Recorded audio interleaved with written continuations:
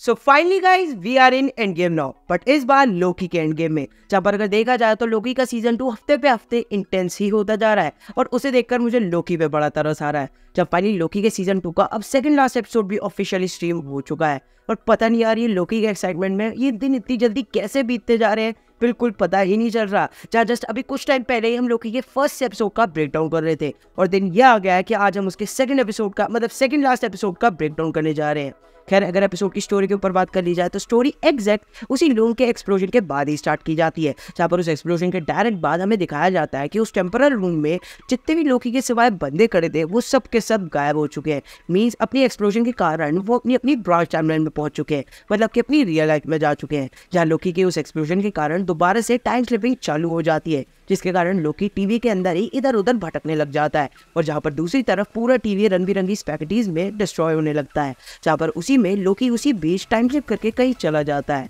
और देन जहाँ पर लोकी के इंट्रो के डायरेक्ट बाद हम पहुंच जाते हैं 1962 के कैलिफोर्निया की एक ब्रांच टाइमलाइन पे, जो कि इस पूरे एपिसोड का सबसे ज्यादा इंपॉर्टेंट सीन है, जहाँ पर हमें कैसी को 2 और प्रिजनर्स के साथ एल्केट्राज जेल से निकलते हुए देखते हैं, यानी कि भागते हुए देखते हैं। तो देखो अब जो ये पूरा इवेंट हमें दिखाया गया है वो एक पूरे रियल लाइफ के इवेंट से इंस्पायर्ड होकर दिखाया गया है, जहाँ पर रियल लाइफ में 1962 के जून मंथ में 3 प्रिजनर्स एल्केट्राज जेल से निकले थे, मतलब भागे थे। फ्रैंक मॉरिस, क्लियरेंस एंगलिन, जॉन एंगलिन, जहाँ पर फ्रैंक ने स्पेशली उस जेल से भागने के लिए अपने ही हेड के साइज का एक नकली सर बनाया था, जिससे चेक करने जो आएगा वो सुबह तक कंफ्यूज रहे कि फ्रैंक तो अपने बेड पर ही सो रहा है। इसका मौका उठाकर ये तीनों लोग रात को ही वहाँ से भाग निकले थे, क्योंकि आज तक ये एक चीज मिस्ट्री बन गई है कि आज तक वो लोग कहाँ गए हैं कुछ पता ही नहीं चला। तो हाँ, इसी मिस्ट्री का यूज करके इसी स्टोरी को अपनी इंस्पायर होकर इन लोकी के क्रिएटर्स ने कैसी को फ्रैंक बना डाला और उसकी स्टोरी को एक रियल लाइफ की स्टोरी में कन्वर्ट कर दिया। तो बस यहाँ पर भी इस सीजन में भी एक रियल लाइफ का इवेंट दिखाना कोई नई बात थी नहीं, क्योंकि ऐसा ये लोग पहले भी सीजन 1 में अपने लोकी को एसडीबी के ऊपर दिखाकर कर चुके हैं। देन आगे ही लोकी हमें काफी जगह पर टाइम स्लिप करते हुए दिखाया जाता है,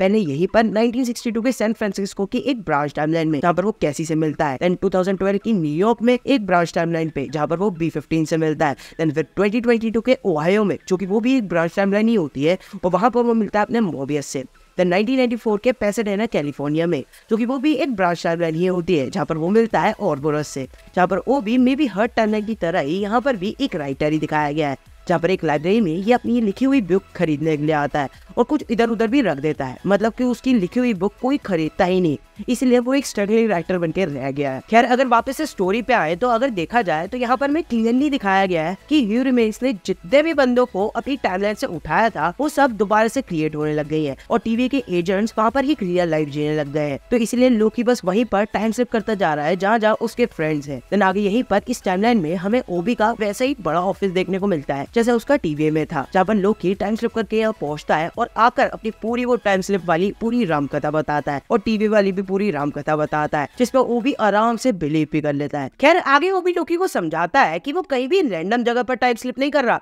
बल्कि वहीं पर टाइम स्लिप कर रहा है जहाँ पर उसकी जरूरत है, विच मीन्स अगर वो कोशिश करे तो टाइम स्लिप वो कंट्रोल कर सकता है और जहाँ चाहे वहां जा सकता है। और जहाँ पर उस पूरे टीवी वाले इशू को सॉल्व करने के लिए उसे उनके सारे फ्रेंड्स को एक साथ एक जगह पर लाना होगा, ताकि वो भी उन मोमेंट्स के कोऑर्डिनेट निकाल सके जिस टाइम पे अपने टेम्परल लूम डिस्ट्रॉय हुआ था। तो टेम्पैड का यूज करके डायरेक्ट वो लोग वहां पहुंच जाएंगे। खैर यहीं पर लोकी टाइम स्लिप करने से जस्ट पहले ही अपने ओबी की लिखी टीवी की गाइड बुक ओबी को दे देता है, जो कि अपने लोकी टीवी के डिस्ट्रॉय होने से जस्ट पहले वहां से टाइम स्लिपिंग के चलते वहां से उठा लाया था, जिससे ओबी उस गाइड बुक की हेड लेकर फिर से टेम्पैड बना सके। खैर यहीं पर लोकी फिर से टाइम स्लिप करता है और मोबियस के पास पहुंच जाता है और उसे अपनी पूरी रामकथा बताने की कोशिश करता है कि कैसे टीवी है और टाइम स्लिप करके वो यहाँ पहुंच रहा है, जो कि वो बिल्कुल भी नहीं समझता। जहाँ इसी बीच ओबी भी टाइम डोर की हेल्प से टेम्पैड लेकर उन दोनों के बीच पहुंच जाता है, जहाँ साफ साफ हमें हमारे पर्सपेक्टिव से या लोकी के पर्सपेक्टिव से ये दिखाया गया है कि जस्ट अभी तो लोकी मोबियस के पास पहुंचा था, तो ओबी ने इतनी जल्दी टेम्पैड कैसे बना लिया। तो यहीं पर ओबी रिवील करता है कि उसको ये बनाने में, एक अनस्टेबल टेम्पैड बनाने में भी 18 महीने लग गए, नहीं 19 महीने लग गए। जिसको भी टेम्पैड का कंसेप्ट पता होगा उनको सारी कहानी समझ आ गई होगी। देन आगे फाइनली लोकी अपने सारे फ्रेंड्स को इकट्ठा करके, यानी मोबियस, B-50, कैसी और सबको बनाकर ओबी के ऑफिस ले आता है, क्योंकि जैसा ओबी ने कहा था कि उसको अपने सारे फ्रेंड्स को एक साथ एक जगह पर लाना होगा, ताकि वो उन सबका जो उस टाइम पे उस रूम वाले रूम में प्रेजेंट थे उन सबका टेम्पोरल ऑरा स्कैन कर सके, जहाँ पर जिनमें से भी अभी भी एक मेंबर प्रेजेंट नहीं होता, जो कि होती है अपनी सिल्वी। तो बस लोकी सिल्वी को लेने भी उसकी ब्रांच टाइमलाइन पहुंच जाता है, जहाँ पर हमें दिखाया दिखाया जाता है कि सिल्वी की टाइमलाइन पहले से ही डिस्ट्रॉय होना चालू हो चुकी है, जहाँ पर सिल्वी और लोकी में कन्वर्सेशन चालू हो जाती है, जहाँ पर एक तरफ अपनी सिल्वी कहती है कि टीवी को बचाने का कोई फायदा नहीं है, वो खत्म हो ही गया, और जहाँ पर लोकी उसे अभी भी बचाना चाहता है क्योंकि वो शुरू से करता ही आ रहा है। खैर फाइनली सिल्वी लोकी को रियलाइज करवा देती है कि जैसे वो सेल्फिश बनकर लाइफ को जीना चाहती है, वैसे तुम भी टीवी को नहीं बचाना चाहते, बल्कि सेल्फिश बनकर अपने सारे दोस्तों को एक साथ अपने साथ देखना चाहते हो। जहाँ फाइनली लोकी सोचता है कि जब सभी लोग अपनी अपनी लाइफ में खुश हैं, तो मैं क्यों टीवी को बचा रहा हूँ यार,